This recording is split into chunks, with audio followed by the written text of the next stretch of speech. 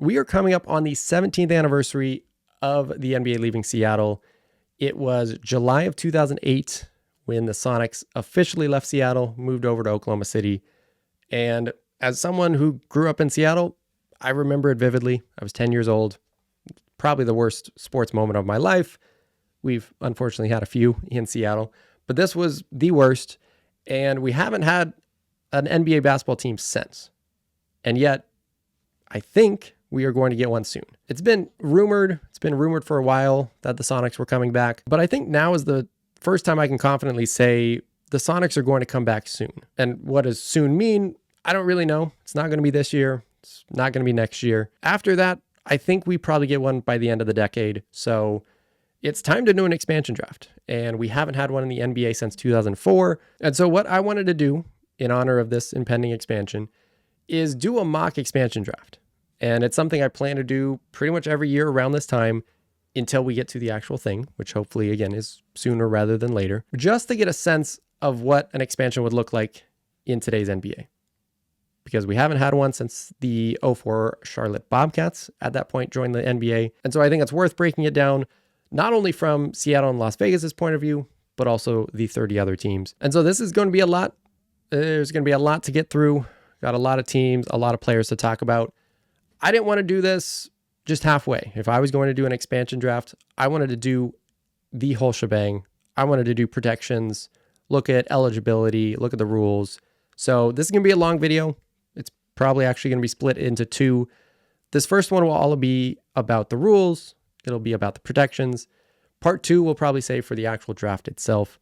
So if you liked any of it, if you're an NBA nerd like me who wants to spend hours at a time just looking at fake expansion drafts, make sure to like, subscribe, stay tuned for part two where the actual draft comes, and stay tuned for a lot of other stuff. If you like the NBA, I got a lot of stuff coming over the summer. We got some other sports as well, MLB stuff throughout the summer, WNBA stuff as well. So lots more, just starting to build this channel out. So if you liked any of this, make sure to like, subscribe, stay tuned for part two, and let's get started with part one. Let's first break down the rules, which are going to get a little complicated, and we're going to try to keep this as short and easy to follow as possible. Some of these rules we don't totally know. We can only refer back to the past expansion draft. So I'm going to just base this draft on these rules that I'm going to give. First and major one is every team will get 8 protections. What that means is all the eligible players on their roster, you can protect 8 of them. Anybody else is left unprotected. Then after that, the 2 expansion teams get to select 1 player per team. And that's not one each for Seattle and Vegas. Only 1 player will get picked from each team. So if you're a team like the OKC Thunder, that's big because you might have a lot of players you like. You can only lose 1 of them. So only 1 player gets picked per team. The next big rule is unrestricted free agents are not eligible. Other types of free agents, restricted free agents, team options, player options, they are eligible to be taken. And it gets a little convoluted. We're not going to spend a ton of time breaking down actual rules. So to make it simple, unrestricted free agents, not eligible. Everyone else would be eligible on your roster. Speaking of eligibility, I'm only going to look at standard contracts. Two-way contracts weren't really a thing. So we're going to just say two-way players are going to be off. We're just going to look at standard contracts. The other big one, which I don't really think is going to be a problem, but could be a problem depending on roster size, is 1 player has to be eligible to be picked. So if you only have 7 players under contract, you got to leave them. You can't use the full 8 protections. And then the last thing to mention, which isn't technically a rule, just more the logistics of it, the expansion draft would most likely happen around this time of year. It would happen preferably probably after the NBA Finals, but before the NBA draft. So if you're watching this after the draft, a lot of things have changed probably in the NBA. Obviously the draft happened, all the rookies came in. I'm assuming a bunch of trades went down, which I don't really have any of them besides trades like the Desmond Bane trade, which happened prior to the draft. But it happens in this small window in the NBA calendar. And so we're going to treat rosters like a snapshot in time. Again, a Kevin Durant trade may have happened. If you're watching this in the future, he may have been traded somewhere. Other players may have been traded. But as of right now, it would just be a snapshot in time based on the roster right before the draft. Rookies aren't counted. Anybody who's traded obviously doesn't count. So that's kind of the logistics of it. Not necessarily a rule, but what we're going to call it. So with that in mind, those are the rules. 8 players protected. We're going to go through every single team and kind of debate their protections. I'm going to try to keep this quick. There's 30 teams. This isn't like the WNBA expansion last year where there was only 12 teams. There are 30 teams in the NBA. I'm going to try to not make this, an hour plus long video. So we're going to speed through some of those teams, but we're going to go through every single team, talk about their protections. We're going to go in alphabetical order. So that means the Atlanta Hawks are up first. Let's pull up their chart. And let me just explain what I got going on. I split these guys into 3 tiers. A lot of this is self-explanatory. Locks, I think there's no question, no debate. They will be protected. Those on the bubble, I think, are the ones that you could make the case they might not be, but I think they will be protected. And then those that are in the third column are just available. So the locks and the bubble, I think, are the 8 protected players. Those in the third column, that's who's available. Again, guys down below aren't eligible. And then lastly, for every team, I'm going to put an expansion rating. And this is in the context of how good this team is going to be for the expansion teams. So a 5-star team is great for an expansion team. A 5-star team is also really bad for the team that is losing a player. But 5 stars is really good for Seattle and Vegas, all the way down to 1 star, not good for Seattle and Vegas. So let's start with Atlanta, kind of a mid-tier expansion team. They've got 5 locks for me: Dyson Daniels, Jalen Johnson, Onyeka Okongwu, Trae Young, and Zachary Reese-Shea. That's who they're building around. They're obviously going to be protected. That means there's 3 spots left. I'm going to give it to Niang, Terrence Mann, and Vit Krejci. Only guy left I think that's probably worth talking about is Kobe Buffkin, young guy from Michigan. This is where we could spend 10 minutes debating. We could also spend 5 hours on this video debating every single player. I have Kobe Buffkin as the one kind of player that gets left out of the Hawks. If you think the Hawks believe in him, maybe he gets a spot over a veteran like George Niang. Maybe he gets the spot over Vit Krejci. I don't think so. That doesn't mean I don't think Kobe Buffkin might be a decent expansion pick. We're going to save those talks, though, for part 2 when we do the draft. Kobe Buffkin, though, I think is a decent pick, still available. Next up is the Boston Celtics. I'm not going to read through every name that I throw up on the screen. You know who the locks are for Boston. That means there's only 2 spots left. And a team like Boston, or really anybody who's in the playoffs and a big contending team, they're going to have some hard decisions because you got a lot of young players that don't have a ton of minutes on your current roster, but you got to pick who's worth keeping. And in the Celtics case, I think Sam Hauser, you could call him a lock. I have him on the bubble. I think he's almost a lock. And then I think that last spot goes to Baylor Shireman. I think it's between him, Neemias Queta, Jordan Walsh. Again, guys we haven't seen a ton of, but they have some potential. And again, this might be different if Jaylen Brown gets traded, if Derek White gets traded. But for now, the Celtics kind of have their core in place. Only really leaves 1 spot. I think that goes to Baylor Shireman. I think he's shown enough in small bursts that he might actually be a good role player. I don't know if that's the case for a Jordan Walsh, a Neemias Queta, who's also been decent for the Celtics. But I think that 1 spot goes to Baylor Shireman. Next up is the Brooklyn Nets. Only 2-star rating. I don't think this is a great expansion draft team. They don't really have a ton of locks. And honestly, their locks may be traded by the time you're watching this video. Cam Thomas, Cameron Johnson, Nick Claxton. I think Cam Thomas probably stays. Cameron Johnson, Nick Claxton, probably going to be moved. So you don't really have a ton of locks if you're the Nets. That means you got a lot of hard decisions. And so let's put up the 5 that I have getting the remaining spots. I don't really think there's a ton to debate. I think a lot of these guys have shown something at times. Guys like Zaire Williams coming over from Memphis. Keon Johnson, he always shows his athleticism. Whether he shows anything else, who knows? Tariq Whitehead was one of the top high school players. Maybe he puts it together. There's not a ton on this Nets roster. It's one of the worst in the league for a reason. So the Nets can kind of keep who they think has some potential. That leaves probably the lower ceiling guys left to be available. Again, not great options when we're talking expansion draft, but there's a few guys out there that might be worth mentioning when we get to that point. Next up is the Charlotte Hornets. I think they have 4 locks. They're 2 young guys that they're building around. Mark Williams, as long as he sticks around. Miles Bridges, also as long as he sticks around. So that leaves 4 spots left. And this is a 2-star rating expansion team. So I don't think there's a ton of big debate. The guys I have filling the other 4 spots are a couple veterans in Grant Williams, Josh Green, and then young guys Tejan Salon and Trey Mann. You could make the argument that they probably don't need to protect Grant Williams or Josh Green, but I don't think they have a ton of enticing players after that.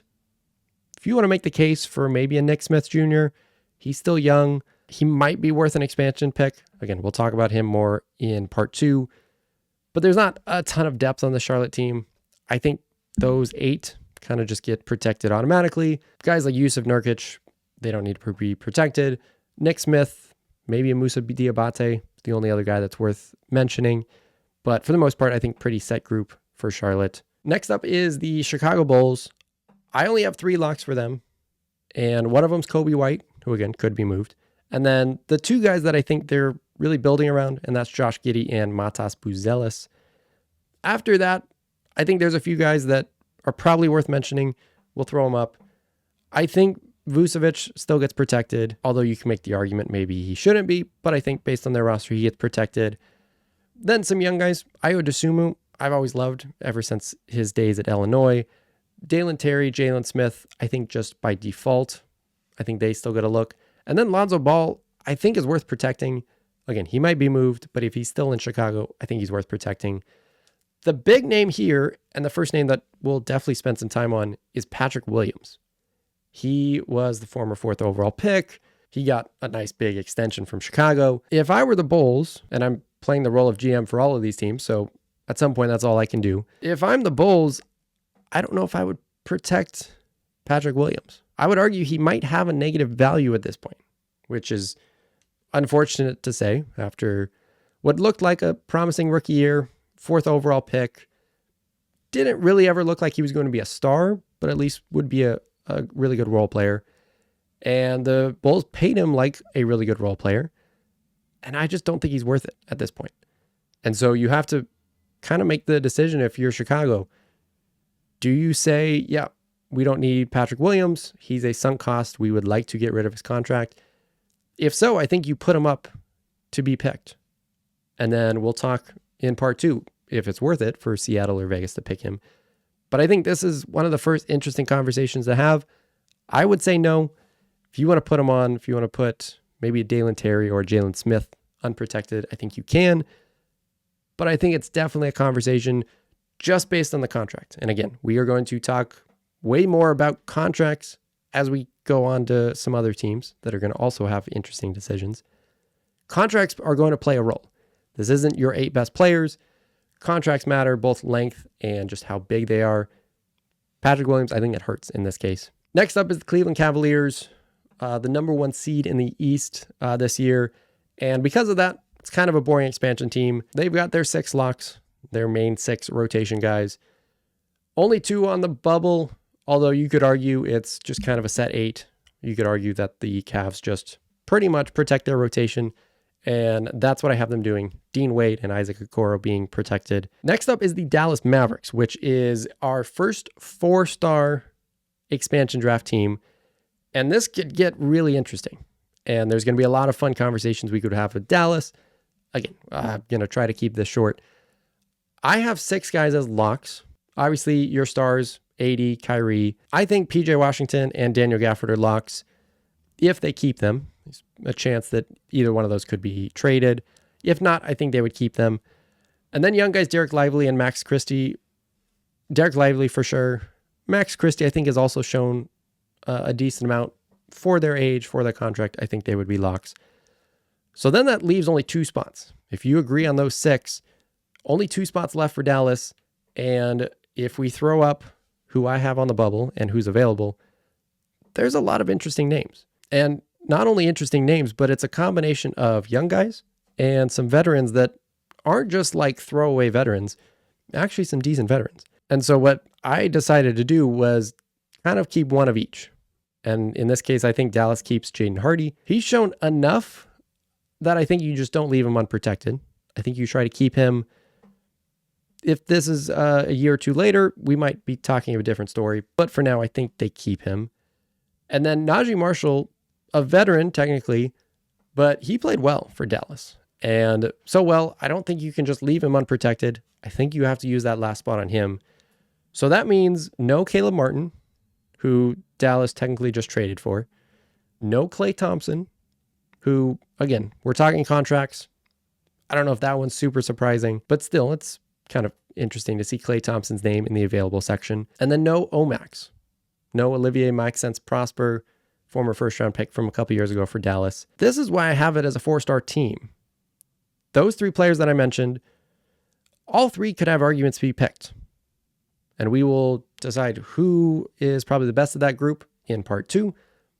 But really interesting decisions for Dallas. The 8 guys I named, I think, would be hard to leave unprotected, but that leaves some decent players left. Next up is the Denver Nuggets. They have a pretty clear 6 that are locks. That leaves 2 guys left, really 2 from their young guys. I think based on what we saw this season and then specifically what we saw in this playoffs, I think Julian Strawther's got to be there. He had his 1 game that probably just automatically puts him as protected. He has shown more. He was hurt for a lot of this year, but I think he stays. And then I really like what I've seen out of Jalen Pickett. I really liked him coming out of college. Hasn't got a ton of opportunity in Denver, but I think if Denver's looking for maybe some internal boosts coming into next year, I think Jalen Pickett would be that guy. So I think he has to stay. So to me, a pretty clear 8. They're not protecting Russell Westbrook. Zeke Naji is a nice player. Hunter Tyson, I think, is somewhat promising. Day'Ron Holmes, we haven't seen. Could be really good, but I don't think is worth protecting over the 8 that I mentioned. So a pretty clear 8, but some decent players in the available section for Denver. Detroit Pistons up next. 2-star rating for the Pistons. Not the most exciting team to talk about, so we will be quick. They have their 5 young guys. They are all locks. On the bubble, I think Tobias Harris is the only one worth mentioning. I think he's played decent enough that the contract is okay. He is certainly one of those that maybe the Pistons just try to pass through, lose his contract, or potentially bring him back. But I think he would stay. And then Marcus Sasser, Isaiah Stewart, I think have shown enough that they would stay as well. Simone Fontecchio is a nice player that maybe you try to sneak in over Tobias Harris, but I think for the most part, pretty set 8 for Detroit. Golden State is our next 4-star team. I have 6 locks for them as well. I think you could pretty much make the case for all 6. I don't need to talk about it. So then you got 2 spots left. I think one of them goes to Quentin Post. I think one of them goes to Trace Jackson Davis. They're 2 young bigs. The Warriors are kind of hard to keep track of because their rotations were just all over the place this year. Some of that was Steve Kerr. Some of that was just the roster he was dealt. And so I don't know if the Warriors really know who they're prioritizing, but I think Quentin Post showed enough. And I think Trace Jackson Davis has shown enough that those 2 get the spots. Buddy Hield, he's a veteran on not a terrible contract, so you can make the argument they try to keep him. And then for me, the other one is Gui Santos, who, I don't know, might not be ever more than a 9th man on a playoff team, but Gui Santos is not nothing. And I think between him and Buddy Hield, those are 2 solid players in different aspects that the Warriors wouldn't want to lose, but they also just have too many players on their roster. So Warriors, another 4-star team for this expansion draft. Speaking of 4-star teams, the Houston Rockets are next. And also speaking of teams that have just a ton of choices to make, a ton of roster decisions, it could be that Kevin Durant is on this team. Could be that Giannis is on this team by the time you're watching this. As of their roster before the draft, they have a lot of decisions. And I think their locks are the 5 that I have up. Şengün, Amen Thompson, Jabari Smith, Jalen Green, Reed Shepherd. Those are the 5 young core for the Rockets. Whether they all stay, whether they're all great, who knows, but you're keeping them. So then you got to make a decision, mainly between 2 other young guys and 2 veterans. And if we put up who I have the Rockets keeping, I think they would keep the 2 young guys, Cam Whitmore and Tari Eason. And I think Fred VanVleet played well enough, you have to keep him as well. So that means Dylan Brooks would be left available.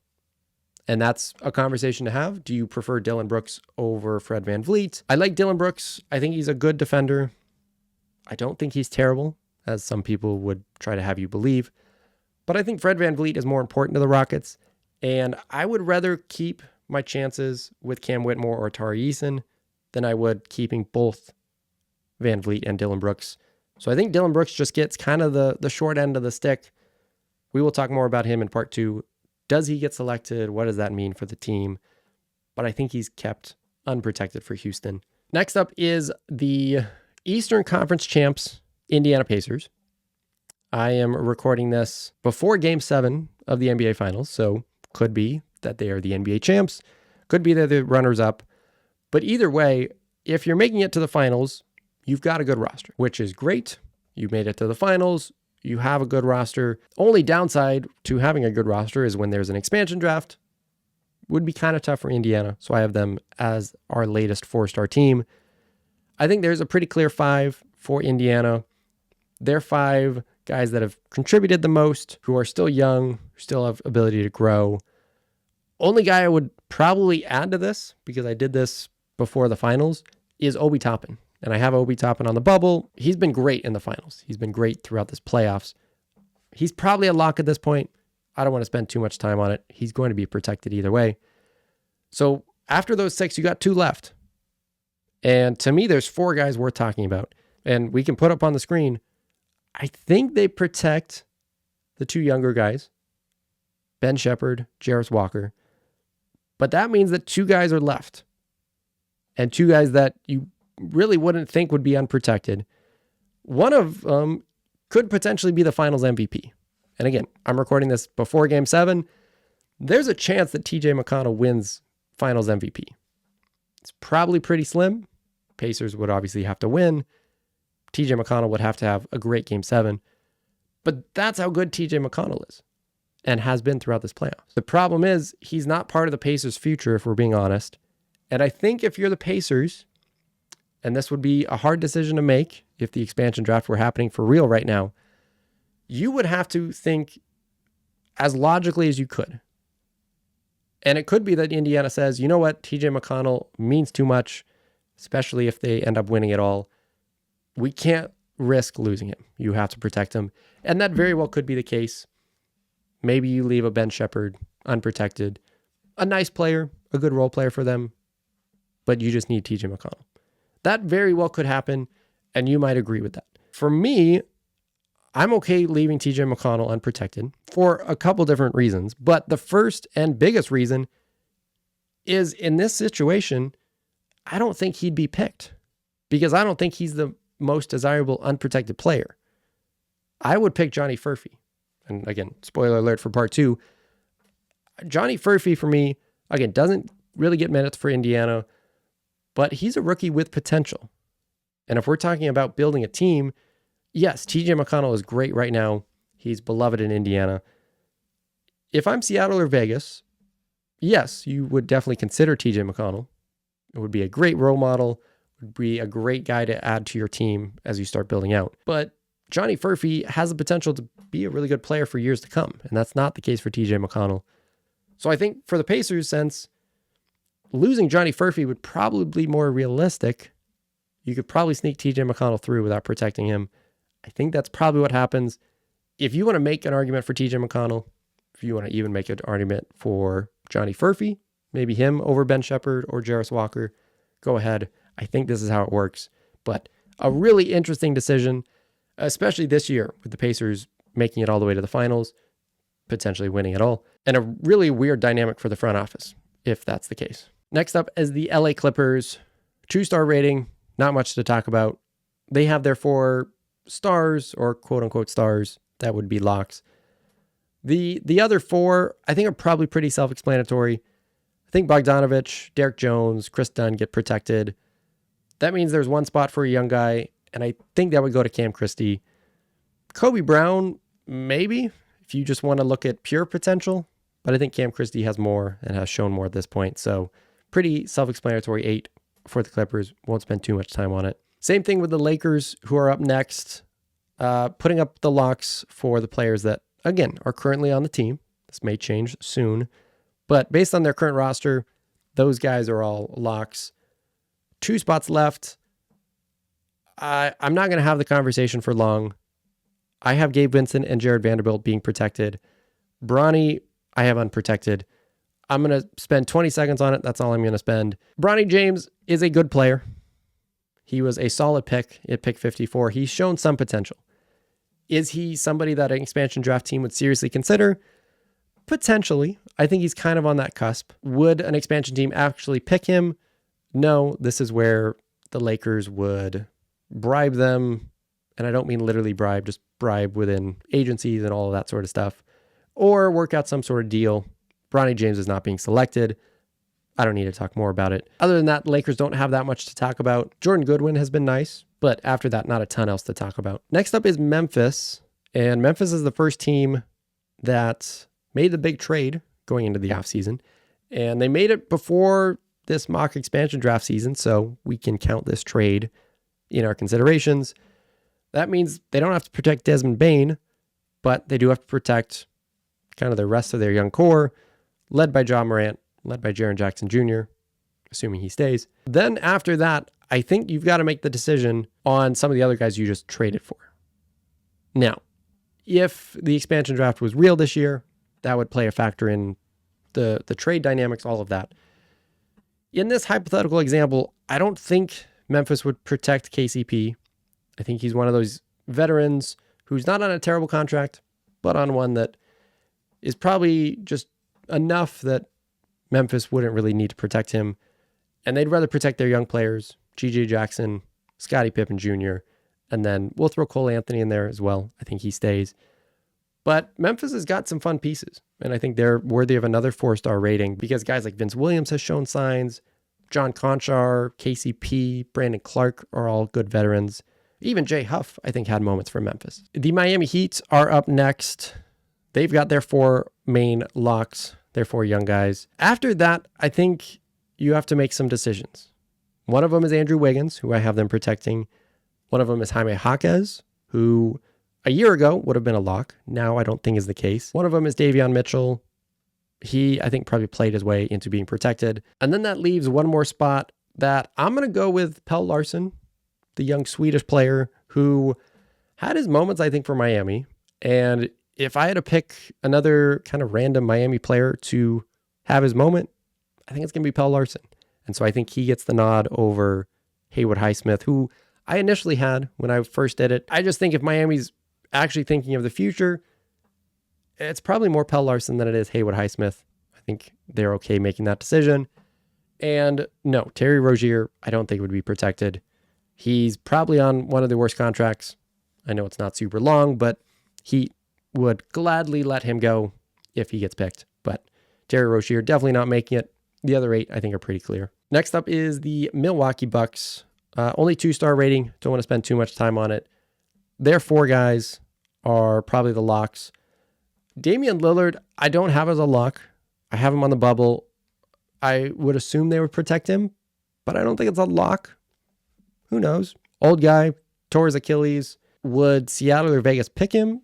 Again, probably not. So Milwaukee could say, hey, let's just leave him unprotected. But in this case, I don't think they have a big roster crunch. So I'm going to leave him protected along with Kevin Porter Jr., Kyle Kuzma, and Ryan Rollins. Not a ton left, or else you could make the case for Damian Lillard being unprotected. Timberwolves are next. They have a pretty clear set of locks.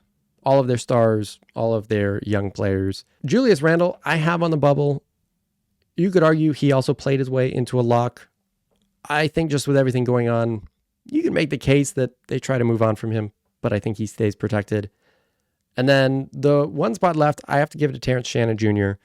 Again, another player I loved coming out of college. He was always going to be slightly ahead of some of his peers just because of his age.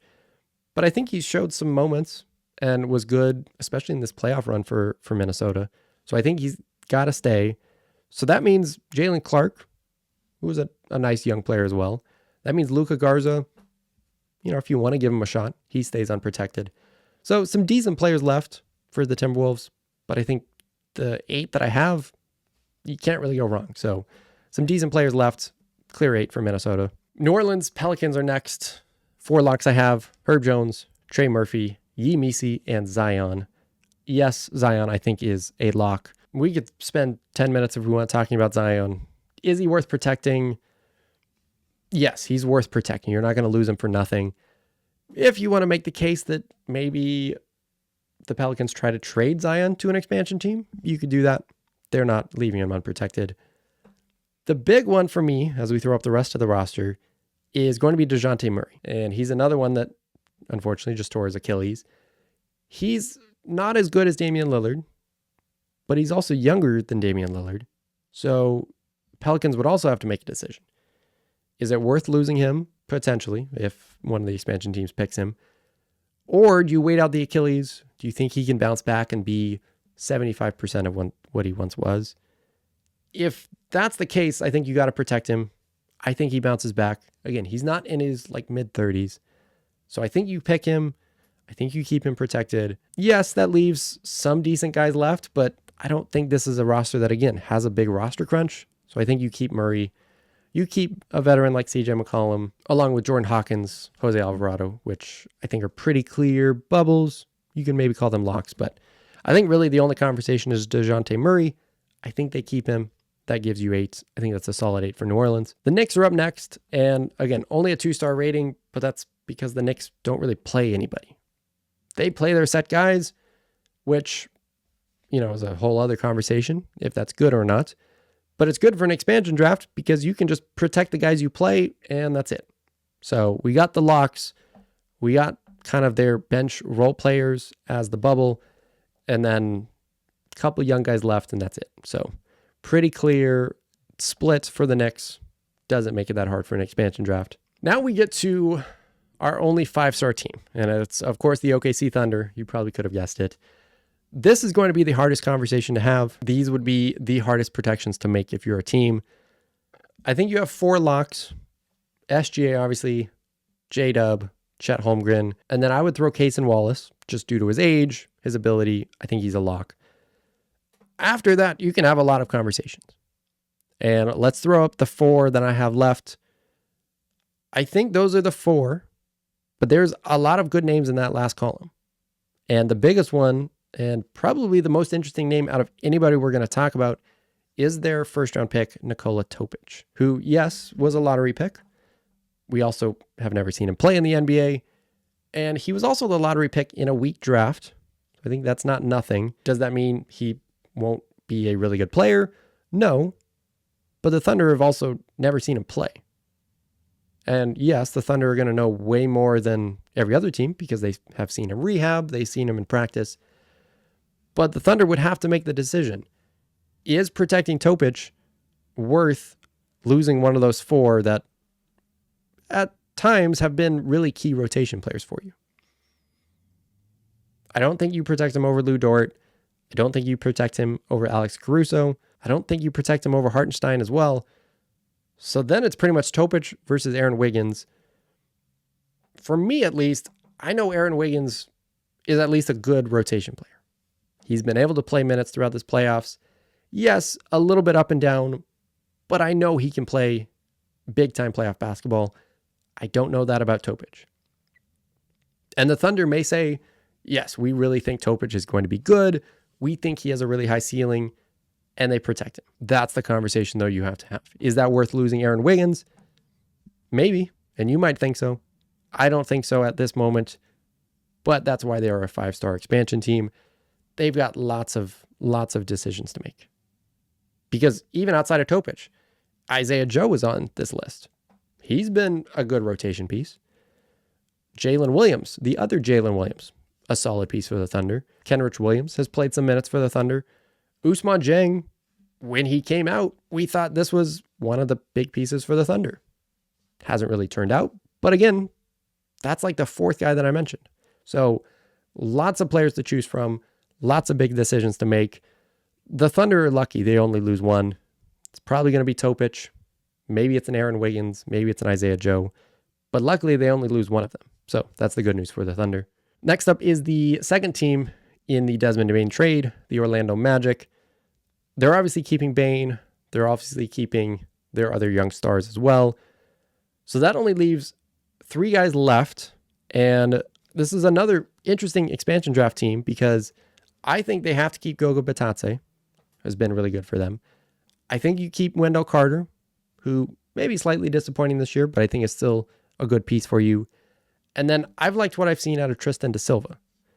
So that means you got to protect those three. That means young guys, Caleb Houston is left. Jet Howard, probably shouldn't have picked him anyways, but he's still left. Jonathan Isaac. This might be the end of Jonathan Isaac's run in Orlando. Mo Wagner is there. There's some good names left. And again, this might be another team that is lucky they only lose one, because a lot of enticing names, a lot of interesting names. Maybe not a ton of direct contributors, but some young guys that are worth calling out. Next up is the Sixers.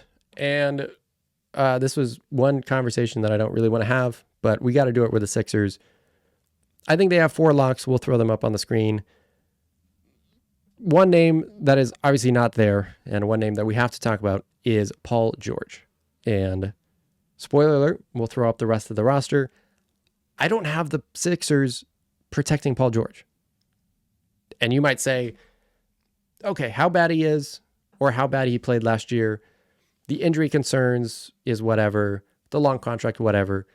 You have to keep Paul George. You might say that. I don't think you have to, and I think it's a real conversation the Sixers have to have, because they have to make the decision. Is Paul George a net loss at this point? Does he have a negative trade value? And if he does, this could be the great opportunity to pass him off to an expansion team, assuming the expansion team would actually pick him. If that's the case, then this might be your get out of jail free card and say, Paul George, it's been great. Good luck on another team, but we want to free up that cap space. And now on the Sixers, I think that's what they do. If I'm an expansion team, do I pick him? We'll talk about it in part 2. But I don't think the Sixers are going to be really devastated that they lose Paul George. And they certainly could keep him. I don't think they have a ton of depth. I don't think they have a ton of tough choices to make. So if they wanted to, they could protect him.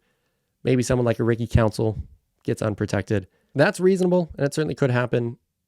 I just don't think Paul George is worth that much right now. And I think the Sixers would be okay with him leaving, and so they will leave him unprotected.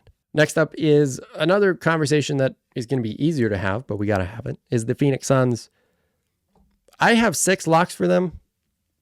Some of these players aren't great, but the Suns pretty much have nobody on their roster that's worth protecting, so we're going to call these guys locks. Let's just throw up the rest. Bradley Beal is not being protected. Bradley Beal also has a no trade clause, which I think that means he could say no to an expansion draft. There's only 2 guys that have one. It's him and LeBron. LeBron is obviously being protected. So I don't really know how it's going to work. I don't think Bradley Beal gets picked because I don't think an expansion team wants him. Even if they did, he might be able to say no. So we're going to just pass him off. The Suns, this is the only 1-star team I have. It's a mess. It's a mess in a lot of ways. Again, maybe Kevin Durant's been traded. Things are better. But as of right now for this roster, it's not a good roster for an expansion draft. We can move on. Next up is one of the more enticing teams, just due to depth, just due to this expansion draft, and that's the Trailblazers.